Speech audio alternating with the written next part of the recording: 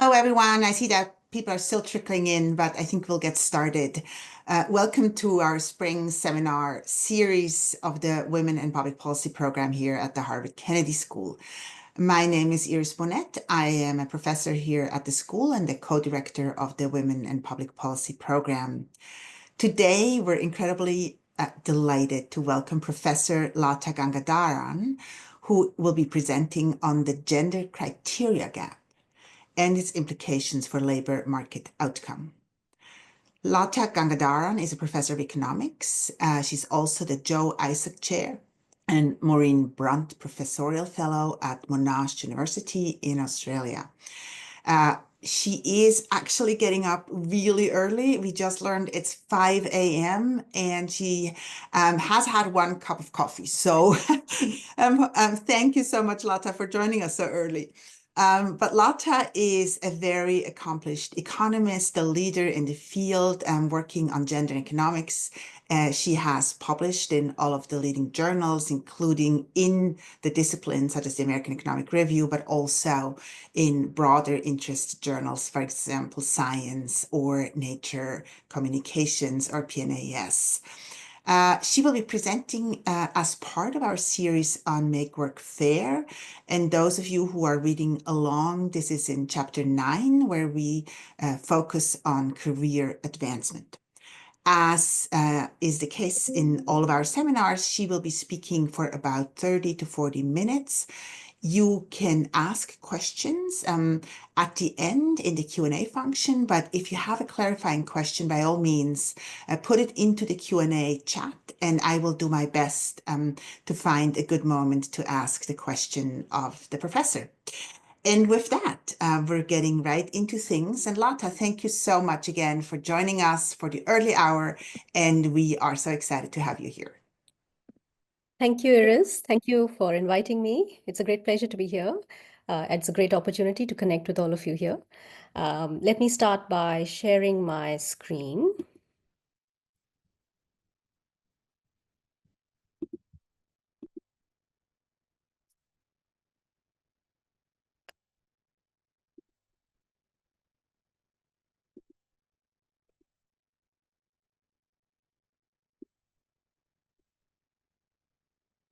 So I'm going to be talking about the gender criteria gap, as Iris mentioned.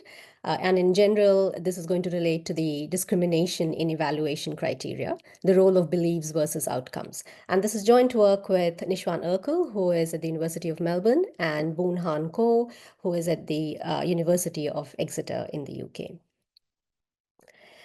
In spite of the fact that we've had several decades now that women are finishing university actually more than men in many of the advanced economies, in spite of all of these advances that we have had, we still find that there are lots of gender differences in terms of career progression in the workplace. There are many explanations which have been suggested for why we see these kinds of differences in career progression. One of the explanations revolves around preferences. It's possible that women have different preferences as compared to men. We have evidence that they are more risk averse, they are less likely to join competitions, they might also have a preference for flexible work, and some of these factors may explain why you see these differences in the workplace. Another explanation revolves around how women are evaluated by themselves and by others. And what this means is that often it's possible that women are held back by their own beliefs about their own ability or their own judgment, or they are held back by what other people think about them. So they might be constrained by the stereotypes, self-stereotypes, and also the stereotypes that others have about them. And there's quite a bit of literature on both these aspects about how women may have different beliefs about their own ability as compared to what men have about their own judgment and ability, and also in the area of how women are evaluated by others. A third explanation has been put forward in recent years, and this relates to the institutional environment. And actually, this is inspired very much by work that Iris has done.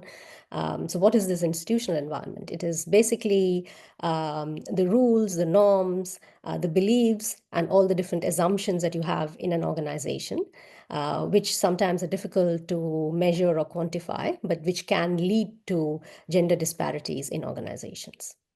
There are some examples. In recent years, researchers have found that if you were to ban negotiations at the entry level, so these are pay negotiations or better conditions that you would have in the workplace. So if you would ban these kinds of negotiations, that is going to reduce the gender wage gap.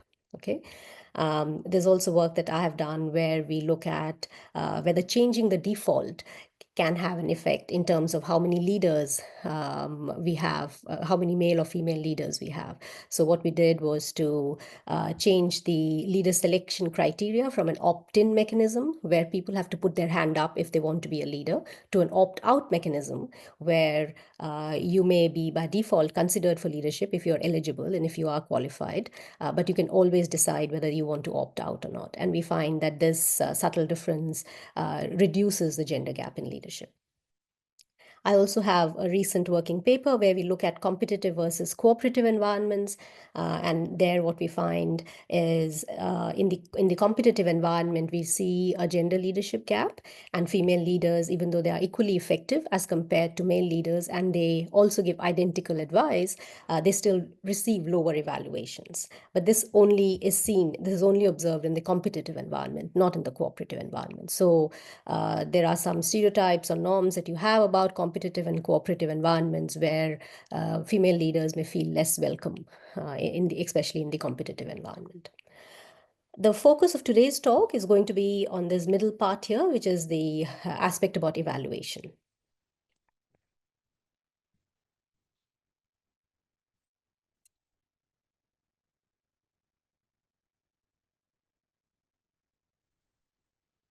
Can we ask a quick question of clarification? What would be an Yes. example of a competitive environment versus a cooperative environment? Yeah, so that's a really nice question. So we can think of these environments in many different ways. But in the experiment that we had designed, a competitive environment would be one where people work in teams, but then one person can get a much higher payoff as compared to another person. Whereas in a cooperative environment, again, you work in teams, but then you all get a similar payoff from the work that you have done. So you can think of the incentive structure being different, which leads people to maybe have different kinds of motivations in different organizations. So that's what I think we mean by the environment per se. So we are going to be focusing on leaders. That's the context of evaluation that I'm going to be focusing on in today's talk. And here we have leaders who are going to be evaluated by group members. The leaders are going to be taking investment decisions.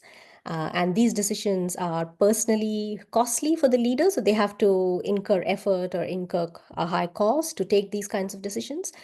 These decisions are not observable to the group members. So the group members don't know what are the actions of the leader, but they can only see the final outcome that applies to the whole group.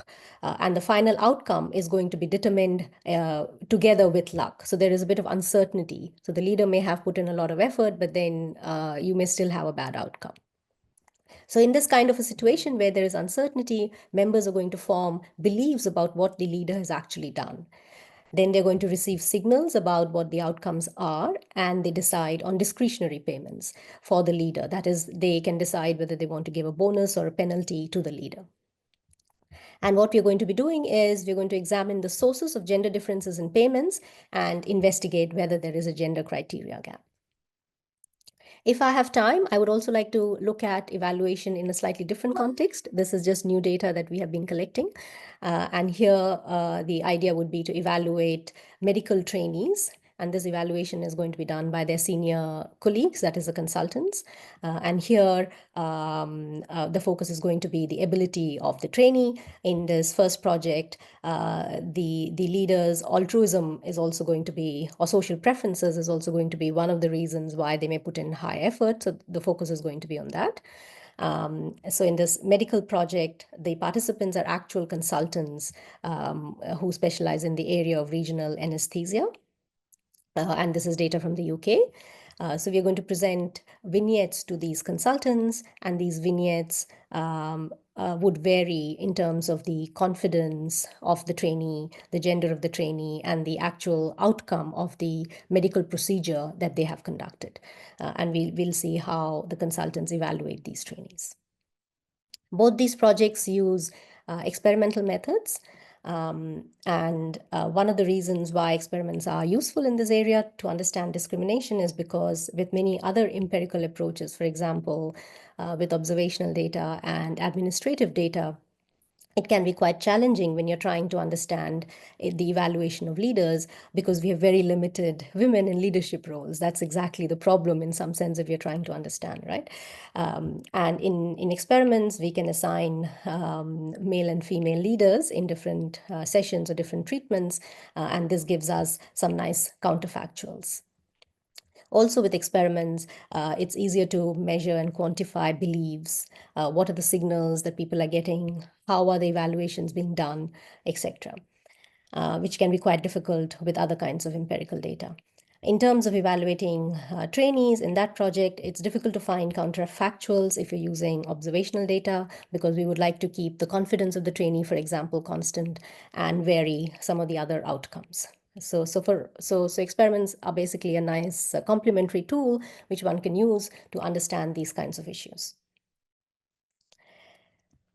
So as I said, we are going to be focusing on discrimination in evaluations. And in particular, the focus will be to try and understand the sources, the underlying sources of discrimination. So there's been a lot of work in this area, as I mentioned in my first slide. And most of this work has focused on the role of beliefs and how beliefs can be biased or inaccurate, and how that can make people, employers, or other people who are evaluating workers, it can make them discriminate against men or women. Now, these biases could be driven by the fact that beliefs are responding to stereotypes about gender. It could be that people are ignoring the signal when they're evaluating others, or that they are being very cautious in terms of updating their beliefs. It could also be because of the fact that successes and failures of people are being attributed in different ways depending on the gender. And implicit in all of this research is the view that beliefs play a role in labor market outcomes. What we're going to do in this paper is we're going to investigate another source of discrimination. And in particular, we're going to ask whether men and women are subject to the same evaluation criteria. And what we find in our data is that instead of beliefs being biased per se, gender biases may exhibit that the criteria that is used for evaluation of male and female leaders is different. Okay, so it's not that the beliefs are biased. It's more the role. It's more the weight that people put on beliefs.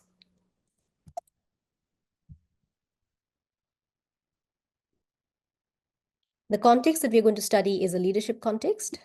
And leadership and the gender diversity in leadership actually has been of interest to both researchers and policymakers for some years now.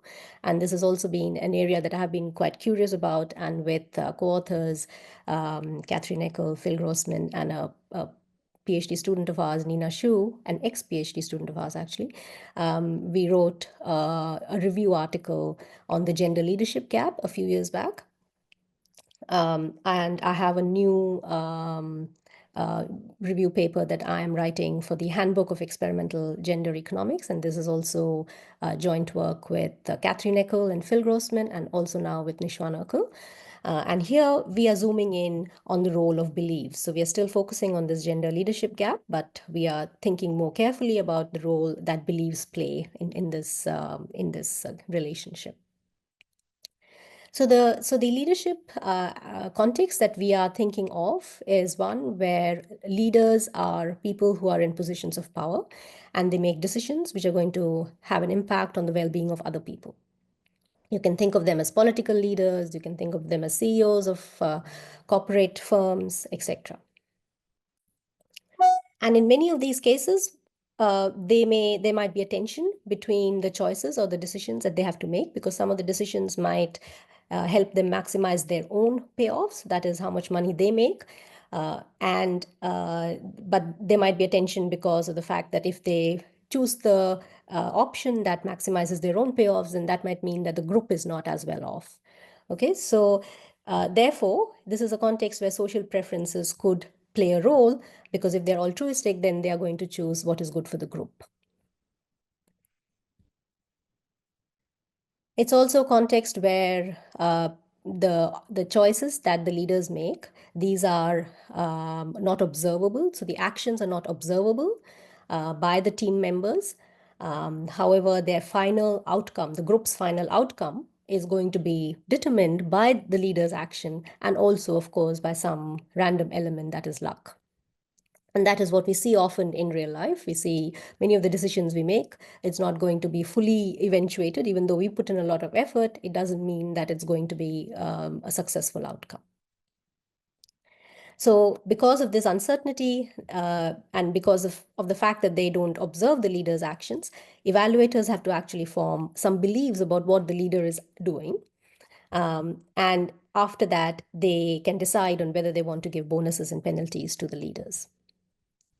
And what we're going to do is we're going to try and understand how are they going to decide on these discretionary payments, and whether they're going to base it on their beliefs about the actions taken, or whether the evaluation is also directly influenced by the outcome itself, whether it was a success or a failure.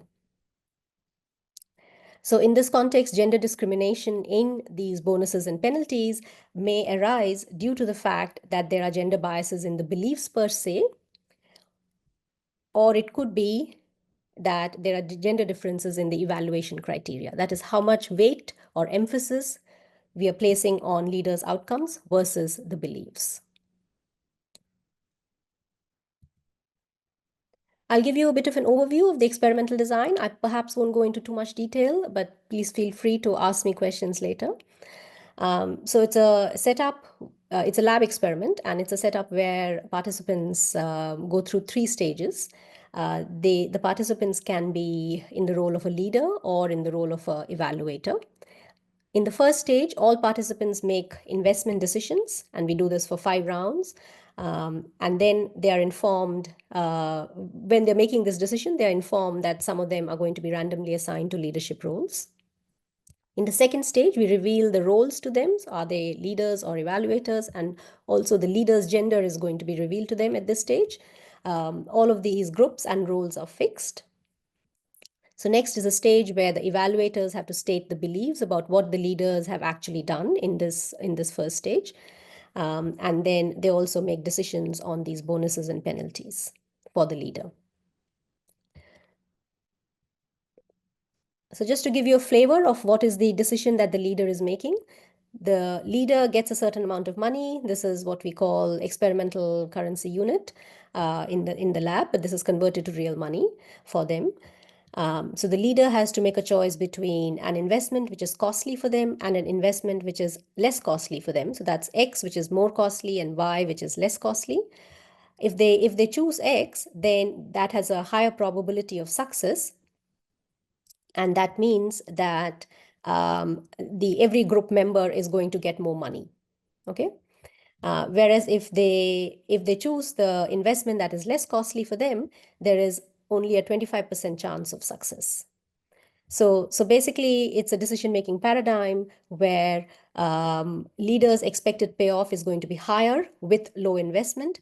However, each group member's expected payoff is going to be higher with the high investment. So that's the tension that the leader has, and they have to decide how to make this decision.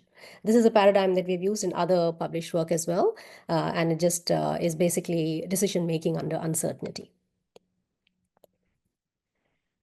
So in the second stage, participants are randomly assigned to groups of 3, and each of the group has a male leader or a female leader. And everybody is on their screens. They get to know what is their group number and also what is their role, whether they are a leader or a member. And we tell them, we announce the group number of each group, and we ask the participants in the group to raise their hand to make sure that they're all in the session and they're all paying attention. And we also ask the leader to say here when their ID number is called. And this again is to make sure that the leader knows that they are part of this group. And but more importantly, and more subtly in some sense, what we're trying to do is to reveal the leader's gender to their group members. Okay. And after their leader's gender is revealed, evaluators are going to see the relevant pronouns on their screens when you're referring to the leader. So if we are asking about the beliefs about the leader's action, it'll be her action or his action, depending on who is the leader in their group. We also, at the end of the experiment, we also ask our evaluators their beliefs about their leader's gender. And we find that at least 90% can identify the gender of the leader correctly. And we can do some robustness tests depending on this. Lata, did you already talk about the subject pool, or will you talk about that later? Because meaning the question is, now that I know the gender of somebody, I might also know who they are, and I could punish them theoretically Yes. afterwards. Yes, absolutely. So what happens outside the lab? So yeah, so this is a big subject pool, and the participants will not really know each other, because this is, these were experiments that we conducted at the University of Melbourne, so it has a huge student numbers, and the participants are all anonymous, so they know that there are other participants in the lab, but they don't know whom they are paired with. So it's very hard for them to actually figure out whom to punish or whom to reward later, right? So they can do all of this in the session. Yeah. So the third stage is where we elicit the beliefs from the evaluators about the leader's action. So we first elicit these prior beliefs, which are basically unconditional beliefs. And these are the beliefs that the leader chose this high investment, and then they get a signal, and after that, the posterior beliefs are elicited, and this is conditional on whether they get the high signal or the low signal. Beliefs are incentivized, as you usually do in this literature, and I can talk about that later if there is interest. Evaluators are paid for either their prior beliefs or their posterior beliefs, because you try to not pay for both to just reduce hedging concerns, for example. And as I mentioned before, evaluators also get to decide whether they want to give a bonus or a penalty to their leader. So they can increase or decrease the leader's payoffs, conditional on the outcomes that the leader has obtained for the group. The decisions in our case that the evaluator makes, they do not affect their own payoff. So it is basically not costly for them to increase or decrease their leader's payoff. And again, just to make it incentive compatible, decision of one evaluator within the group is randomly chosen to be implemented. So before I show you some results from the experiment, I just want to just step back a bit and just think about what are the motivations of the leaders and the evaluators in this kind of a setting. So the leader, as I said, needs to make an investment decision. So how are they going to, what are the motivations for them to make these decisions between X and Y investment? So one of the motivations, as I said before, is their social preferences, their altruism towards their group members.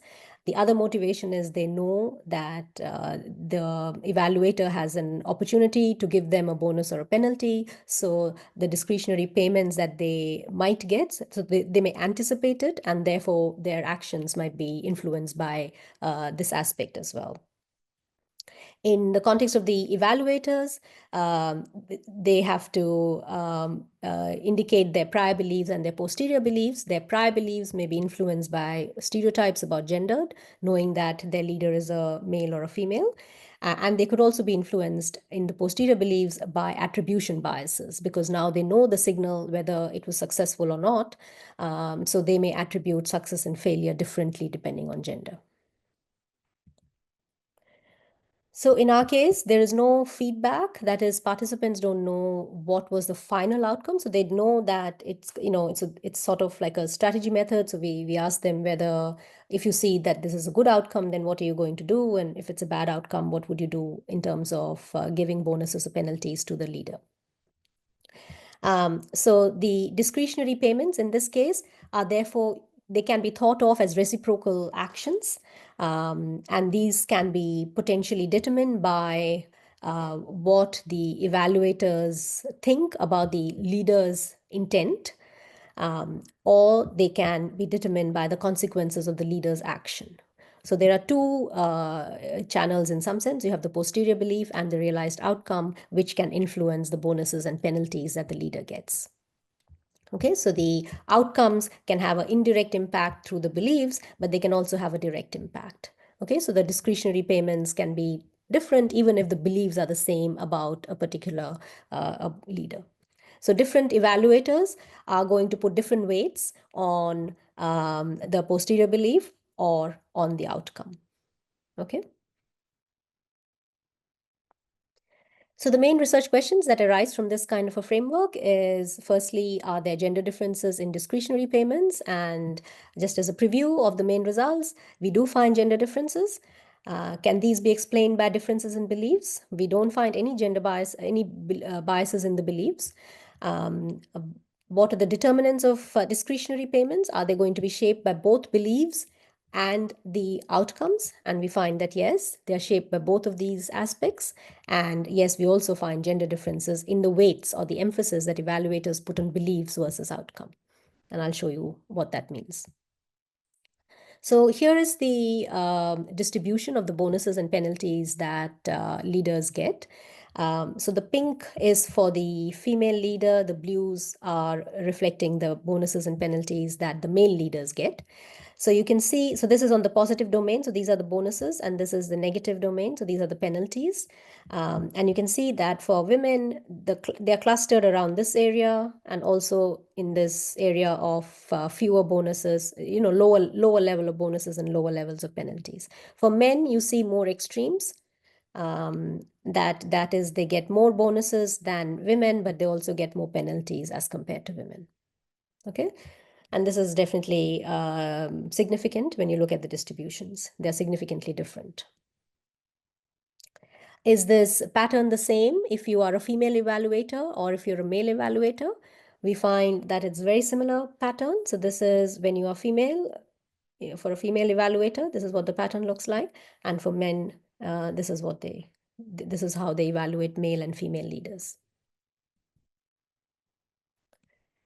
In our data, we also have information about what the leaders expect. So just as the evaluators were indicating the bonuses and penalties that they want to give to the leaders were also telling us what is it that they expect to get from the evaluators.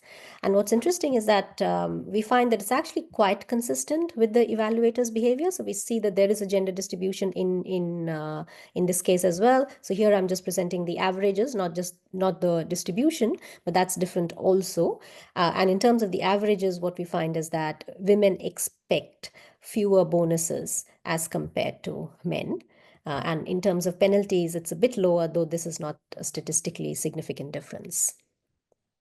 Okay, so it seems as if they incorporate this norm of getting a lower bonus already, and they anticipate that they'll be getting less. So we investigate whether beliefs, as as in the prior literature, I had mentioned that beliefs seem to play a role, and beliefs can be biased. So we examine if we find any gender differences in beliefs, and we find that in terms of both prior beliefs and posterior beliefs, there are no gender differences here. So evaluators hold similar prior beliefs about male and females leaders' investment decisions, and there are also no attribution of outcomes, which means there is no difference in the posterior beliefs. So then when we investigate the channels which are actually driving these bonuses and penalties, we do find these big differences. this is the data for female leaders, and here what I've done is we are plotting discretionary payments that female leaders get as a function of the posterior beliefs that evaluators hold about the actions that they have taken. And this is plotted both for high outcomes, which is this dashed black line, and for the low outcomes, which is the solid black line. And these are the 95% confidence intervals around this. So these are basically regression estimates. And similarly, this is for the male leaders. The one takeaway from this graph is that the payments are always higher for high outcomes as compared to low outcomes, which makes complete sense. So irrespective of whether you're a female leader or a male leader, when it's a successful outcome for the group, the leader gets a higher bonus. But what is interesting and different across these figures is that the slopes are quite different. So the payments are increasing in posterior beliefs for male leaders. So you see a positive slope here, but here for female leaders, it's quite flat, right? So the posterior beliefs don't seem to depend, the payments don't seem to depend on posterior beliefs for female leaders. So basically, what we find is that there is a gender difference in criteria, both in terms of outcomes. So for outcomes as well, the gap between this is higher as compared to this. So this is a difference in difference. So here you see that the higher outcome matters much more for female leaders as compared to male leaders. Okay, and there's also a difference in beliefs, as I mentioned before. So this is just the regression underlying the graph. So I won't go through it unless there are questions at the end. Lata, could you quickly remind us the definition of posterior beliefs, just because they turn out to be so important now? Yes, so the posterior beliefs are basically the beliefs that evaluators have about the leader's action after they have seen a signal about the outcome. So when they see, so the prior beliefs are basically, we just ask them, what do you think? What is the probability that the leader has chosen investment X? That is a high investment. And the posterior is, what is the probability that the leader has chosen investment X, given that the outcome is high? Okay, Okay, so so it's it's just the belief. a more informed choice based It's a on, more, I mean, it's a little bit more informed. They have a bit more data on you, and I'm updating now. And exactly. Mm. okay, and men are more rewarded at that point, right? Male leaders than female leaders. I Yes. mean, Yeah. meaning the better the signal is that I'm getting, the more likely I'm reward that's the positive slope. The more likely I'm rewarding the male leader. But for the female leader, that's not happening. Right. So the beliefs are not that important for female leaders. The outcome is really important. So you need to have a success to get a Yeah. bonus if you're a female leader. Okay. Thank you. Okay. Yeah. Um, we can also look at this in terms of evaluators' gender. As I mentioned, we have male and female evaluators, and that's also one of the advantages of this experimental approach. So we can have nice counterfactuals. Now, in terms of how male and female evaluators would behave, we don't know actually. So there can be different ways that they could be acting. It could be because, of homophily, they're going to treat female leaders more favorably. But it could also be that if gender discrimination is the norm and female evaluators choose to conform to this, then their behavior might not be that different to male evaluators. Okay, so actually we find that there is more evidence for this because the patterns are quite similar for male and female evaluators. I'll perhaps not show you the data, but basically you can already see that the slope is, higher for male leaders and flat for female leaders. This is for female evaluators, and a similar pattern for male evaluators. Okay. We also have some data on open-ended, questions that we had at the end of the experiment, getting the participants to explain the decisions that they made, just to make sure that their interpretation of the setup is similar to what we think. And what we find is that those who were matched with a female leader, they have their comments are much more about the outcome. So they say that the investment succeeded, so I increased the payoff for the leader. The leader failed, and I reduced their share. Whereas for male leaders, there seems to be more of an emphasis on the intentions or the process. So they say that I cared more about the leader's intent than the result, which is the success or the failure. If they tried to help the group, I rewarded them.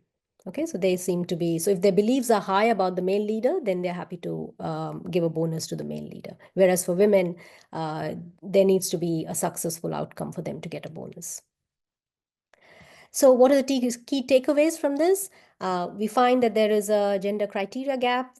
Outcomes influence discretionary payments for both male and female leaders. However, for beliefs, in terms of beliefs, it's only the male leaders who are affected by these beliefs.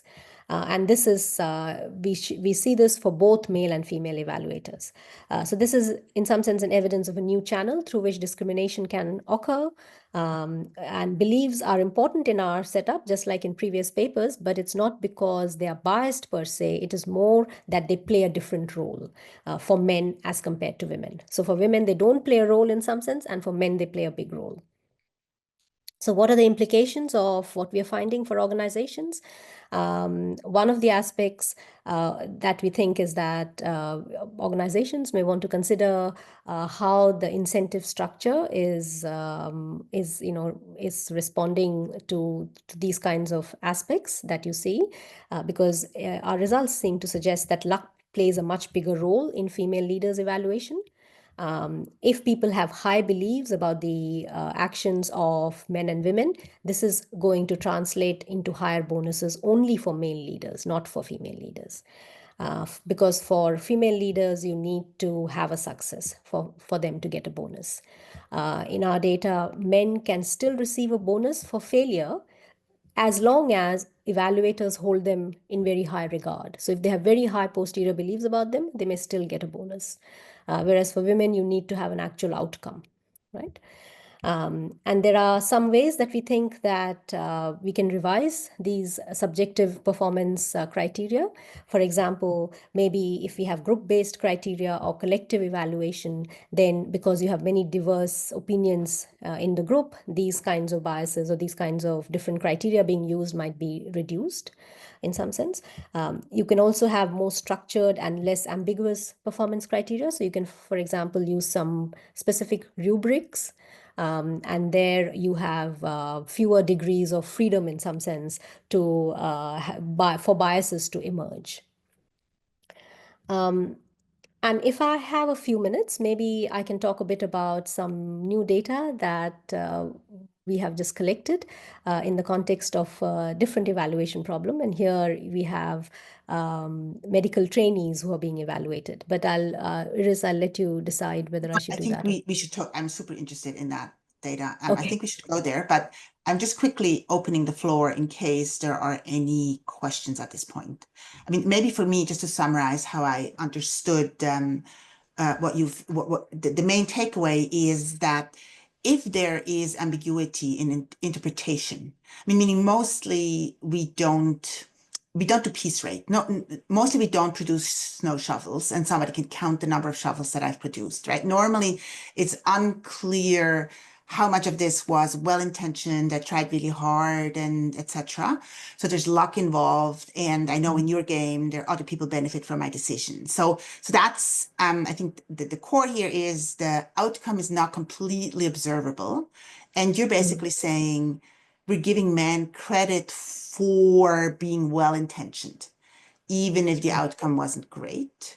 And we don't give women credit for their good intentions. It's really all about if the outcome was great, perfect. If the outcome was bad, that's kind of your fault, even if you were well-intentioned. Exactly. Yeah.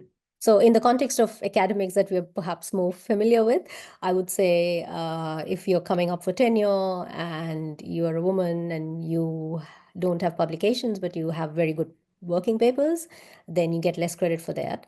But for men, you may get more credit for that because maybe people will think, oh, these working papers are brilliant and they have great potential. And, I'm sure that these will get published well. Whereas for women, you need to have really need to have those publications. Otherwise, you might get less credit, right?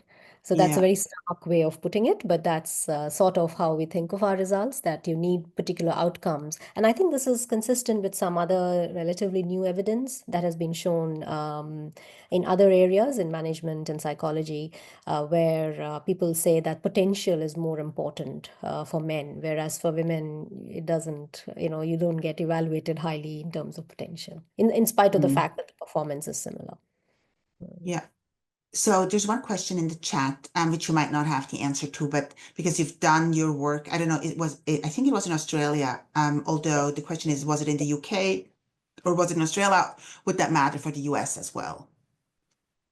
I think some of these underlying aspects are quite similar across different countries, and I don't I think these are quite generalizable in that sense. Of course, it'll be great to, do more work with actual organizations and see whether this would be replicated in that context as well. But I think the main, the fundamental aspects should be generalizable, I would think. Mm. So maybe I can ask another question that I'm going through my mind right now. So you showed us powerfully that women leaders expect fewer bonuses for good Mhm. outcomes already, right? So we have that gender gap. So women think the penalties won't differ between men and women, but I will get less bonus, so to speak, for less credit in a way for good outcomes. Why do women still invest in good things? Why keep women? No, but that's the puzzle, right? If I understand, it's not really worth the pain because I'm not going to get the credit for it the way a man would. I might just stop investing in that more altruistic choice. But that's not what you're seeing. Yes, so we don't see, so we see that actually, so we also have a dictator game and we can see what are their preferences. So we do see that women are more pro-social in this environment as compared to men. But in terms of the investment choice, actually, it's the men who are choosing in high levels of investment as compared to women. But of course, there are two factors, there are two motivations for these investment choices. One is the anticipation of getting bonuses and penalties, and it seems that monetary anticipation is perhaps higher for men. Yes, So yes, maybe men right. are more influenced by these monetary and anticipations, right? More the money is perhaps aspect is more important for Oh, them. I see. So we're seeing a little bit of that. So women don't Yeah, invest quite as much as yeah, men do, possibly yeah. because they expect less credit, but Exactly, could also exactly. be maybe other things. Yeah. There's Yeah. one more question I'm going to read. How did you conclude that luck plays a major role in female leaders' evaluations? Is there a way we can measure the luck factor? I think in the experiment there was. Yeah. Lata. Yeah. Yes, so there is a way that we can think of luck playing a bigger role because we can look at how these decisions are being attributed. Is it to success or to luck? So in that sense, we can quantify it. Yeah. So in the experiment, Samar, observers don't know, right? Don't know whether the outcome is due to luck or Yeah, due to your decision. And then the exactly. question is, what attributions do we make? Right? Is Yes. that right, Yeah. Lata? Mhm. Yeah. Okay. So then I think we'll continue with the next Okay. paper. Thank you. So this is a different evaluation context. Here we are looking at medical trainees who are being evaluated by their seniors in the profession. So these are the medical consultants. And the question we are asking here is there a premium for expressing confidence? So this was actually an interesting project for us because one of the co-authors, Matthew Rowe, contacted us. He had seen our earlier work in this area of attribution biases, gender attribution biases, and he was very curious about our work and thought that it would be very applicable in the area of regional anesthesia. So he is a consultant in regional anesthesia, and Samin Kausar and Zainab Nazim are medical trainees in also in regional anesthesia. So they are all. This is apparently an area which I hadn't fully realized, but it makes complete sense. But this is an area which has extreme gender disparities. There are very few female consultants, and this is something that everybody has been in the discipline have been concerned concerned about. So this is collaboration with regional anesthesia in the United Kingdom, and Matthew, Zameen, and Sainab are at the Norfolk and Norwich Hospital, University Hospital, which is part of the National Health Service in the UK. Okay, so what are we doing here? So here what we do is we examine how consultants evaluate trainees who I think might be called residents in the US context. And we present the consultants with hypothetical medical scenarios, which are called vignettes. So basically what we do is we run these survey experiments in the field with the consultants. And these kinds of vignettes and survey experiments are actually now quite popular because they help us to understand setups which are not that easy to understand in the real world if you were to use observational data or administrative data. So they are sent vignettes which vary on trainees' confidence level, on the outcome of the medical procedure, and the gender of the trainee. And I'll show you some examples of this vignette. And after viewing the vignette, the consultant is asked to evaluate the trainee in terms of which level of supervision do they suggest for the trainee. A high level of supervision means that the trainee is not yet ready to do independent work. And how confident are they in the trainee's ability to teach other trainees, and also how confident they are in the trainee's ability to supervise other trainees. So let me start by showing you a vignette for a male trainee. And this is a vignette which we had designed where the trainee does not express much confidence. And eventually, I'll also show you that this was a successful block. So the medical procedure was successful. So this is the vignette that the consultant sees, that Henry is a trainee who has 3 to 4 years of anesthetic experience. And this is the first time that you as a consultant are working with him.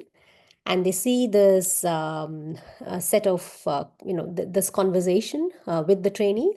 So as a consultant, you say, hi, how are you with your lower limb blocks, which is one of the medical procedures. And Henry says, I think I'm okay at them. The consultant says there's an elective foot and ankle list for today. The first patient has been considered for a block under GA. And Henry says, okay, and then specifically mentions the medical procedure that he would need to use.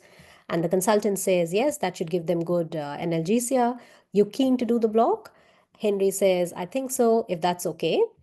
The consultant says, brilliant. Have you done many? I don't think we have worked together before. Henry says, I've done several. Consultant asks, how did that go? And Henry says, it was okay, I guess. I don't think I got the best images, but it still worked. Now let's look at another vignette, which is for a female trainee, where the female trainee is expressing confidence. So it's exactly the same, except that now Henry is Sarah. And also Sarah's answers to the consultant's questions are more confident. So she says pretty good instead of okay. And also she says, I have done several at the end. And she in fact says that she has now been thinking about her preferred technique because she has done so many. Okay.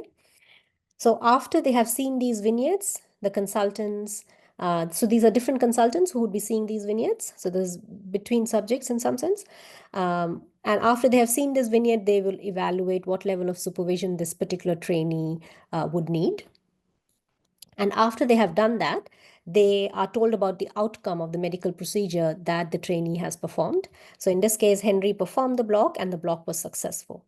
And in this case, they see that Sarah performed the block and the block failed. Okay, so this is how we vary the confidence, the gender, and the outcome. And these are now just examples, but there will be many different combinations and permutations of these vignettes. So what do we find? Is there a confidence premium? So we find that for both men and women, confidence helps. So they are evaluated to be better when they express confidence. Okay, so this is a female trainee who expresses confidence. This is a female trainee who does not express confidence. And we see this to be very different in terms of supervision level. So this is before they know the outcome. So this is a pre-block supervision level. And this difference is also true for the male trainee. Now let's look at what happens when they know the outcome.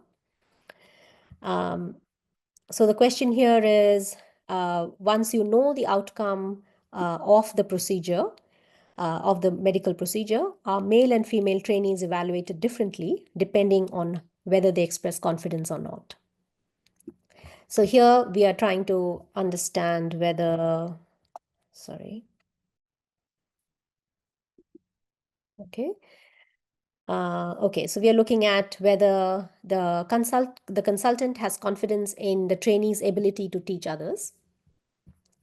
And this is for the failed block. And what we find here is when the female trainee expresses confidence, the consultant thinks that they are in some sense better. So they have the ability to teach others more as compared to when they don't express confidence. Okay. And for men, this difference seems to appear in the successful block. So for confident men seem to be getting higher evaluations as compared to men who are not confident. Okay, so confidence seems to help women when they fail, and confidence seems to help men when they succeed. That's what we find from our initial results. So it's basically outcome dependent. Lata, And isn't that different? Sorry, can you go back for a second? Isn't that mm, different from what you said before? That now for the female trainee, I do take confidence into consideration. So it's not just the outcome. But in the previous study was just basically the outcome that was important. yes, so So then so that's different here, right? Now I'm taking some, it's not the same thing, it's not beliefs, but I'm taking some other information into consideration as I am evaluating men and women. I do treat them differently depending on failure or success, but I am actually surprised that the confidence matters so much for women. yes, yes. No, we were also quite interested in this. So in the previous study, we don't have ways of varying confidence, right? So that Yes, is a yes. lab experiment, and that's also in some sense useful. That's why the vignette study is useful for that, because we can vary the confidence. Confidence is not that easy to vary in other kinds of data, right? And in the lab, it's difficult to exogenously assign confidence to people. But yes, I absolutely agree. So in the previous study, we don't know where this outcome bias is coming from, or where this gender criteria gap might be coming from in a world where, people may vary in terms of confidence, in terms of their experience and other such things. So that's what we're trying to vary here. And we find that yes, confidence does seem to make quite a bit of a difference, but it makes a different, but for women, it's more when they fail. And for men, it's more when they succeed, right? I think that is what is interesting to us. And we're still trying to, because it's all new data, we still haven't fully figured this out, but we're trying to understand why that is so. But this seems quite consistent because when we look at the trainees' ability to supervise others, we still find this to be outcome dependent and in exactly the same direction. So for women, it matters, confidence matters when they fail, and for men, confidence matters when they succeed. I'm just showing you pictures in some sense or graphs, but this is also consistent when you look at regression results. So if you control for the consultant's gender, we don't have many women in the consultant sample precisely because there are not that many female consultants. So only 28% of our data is a female consultant. Also, we control for their pre-block supervision level. So what is it that they said before they know the outcome, what is the supervision level or what is the evaluation that they gave? So controlling for all that, we find that there are these confidence premiums which are outcome dependent for men and women. So maybe I should stop here and take some more questions. But just to give a very quick summary, what we find is that both beliefs and outcomes can play important roles in evaluation. And if we are in a context where beliefs about group differences, that is, men and women in this particular case, if they play a significant role, then perhaps having a review system in which more information is collected from each candidate can help to limit the extent to which discrimination occurs. If we are in situations where outcomes play too large a role in the performance evaluation, then maybe we can get committee members who are evaluating others to try and reflect on beliefs about outcomes before they see the outcomes, right? So that the beliefs can also matter, because in our first study, what we find is that we don't really take beliefs much into consideration when we are evaluating women. From our second study, it seems to indicate that confidence matters quite a bit. And as I mentioned before, this confidence result, overall, confidence matters a lot, but it's also outcome dependent for men and women. So confidence benefits women when they fail and men when they succeed. And because in most labor market studies, what we find is women show less confidence than men, it's possible that they may be evaluated worse for the same performance. So this is something we should be investigating more, and we're going to be doing more work on this. So I think I'll just leave it there, and I would be happy to take more questions.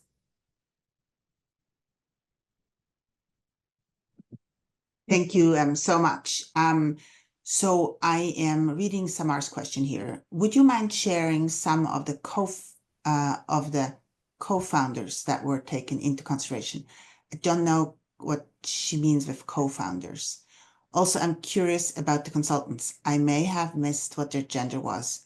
Did their gender affect their evaluation of men versus women? Yes, so So the excellent. second question is obvious. That's Yes, so should I just address that first? please. So yes, so there are, I think 28% of our consultant sample is female. So there are not that many female consultants in regional anesthesia in the UK, and that's perhaps true in many other countries as well at that level, because the consultants are the most senior people in the medical profession at the university hospital. And yeah, we don't have many women. So we have actually data from a little more than 500 consultants. And RA UK has perhaps close to 2,000 members. Many of them are consultants. So I think we have managed to get a large enough sample. But yeah, we don't have that many women. That's true. But we control, by the way, we control for the gender of the consultant. For all the results that I showed you, we are controlling for that.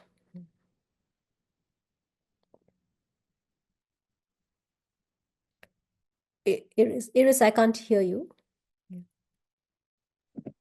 Sorry, I just muted myself. So the question is, how do we avoid putting the onus on individual women on improving their level of confidence rather than placing the onus on improvement of systems like, policies and leaders? That's a wonderful question, actually. And a lot of my research looks at institutions and how we can improve institutions, inspired by Iris, your work. So I very much agree that we should be thinking of not just changing how men and women behave, but also changing the institutions that they interact with. And that's something that we're going to be thinking about. Maybe there are ways to develop confidence, and institutions can help with that. And also trying to reduce the impact that evaluation can have on, on how people express confidence. But because maybe some people just say things in a way that makes them sound confident, that does not necessarily mean that they have higher ability. Would So it be pushing it evaluation. too hard to say, or is confidence at all helpful? Meaning, should we have a system where confidence is measured? That's a very big question. We might not have Yeah. the answer. I'm just going through my mind right now. Is it productive, in fact, to know how confident somebody was before taking a decision? I don't know. I think there is also merit in saying that maybe we shouldn't be so confident, because there is a lot of uncertainty in the world and we don't always know all the answers, and it's perfectly fine if we don't, and we work things through as we go along. And maybe overconfidence is a problem as well, right? So we were actually Absolutely. and we are still investigating that, so we haven't fully looked at all the data yet. But one of the things, when we were talking to our medical colleagues, one of the things that interested them is, in our previous paper, we found that women are given the benefit of doubt when there is a failure. However, men are not given the benefit of doubt. And even here in our current paper on the gender criteria gap, we find that men are actually penalized more. So they get more bonuses, but they're also penalized more. Um, so in some sense, one of the conversations we were having is that maybe men are more confident or express more confidence because they feel that societal norms are such that they have to express confidence, and if they don't, they get penalized more than what women do when they don't Mm. express confidence. We Very haven't our interesting. data yet to see whether that holds true in our data, but that's one of the hypotheses we had. Right. Yeah. No, I think that whole question about who gets the benefit of the doubt is very, Mm. very, very interesting. And I mean, well, Jenna, unfortunately, we're out of time. We're 1 minute over. I'm so Yeah. sorry, but this is some very interesting, thought-provoking work, Lata. Thank you very much for joining us at, again, 5 a.m. It's 6 a.m. now. But in your world, thank you for joining us from Melbourne. We learned a lot from your presentation. Next week, we will be joined by Abhay Anisha. He's a professor of law at the University of California at Berkeley, and he is going to take a bit of a longer term perspective on the impact of norms, where he's going to work on the intergenerational effects of World War I and how that might have affected gender gaps. And with that, thank you so much, Lata. Unfortunately, you can't hear the clapping because we're virtual, but we really appreciate you sharing your expertise with us today. Thank you all for joining and have a good rest of the day.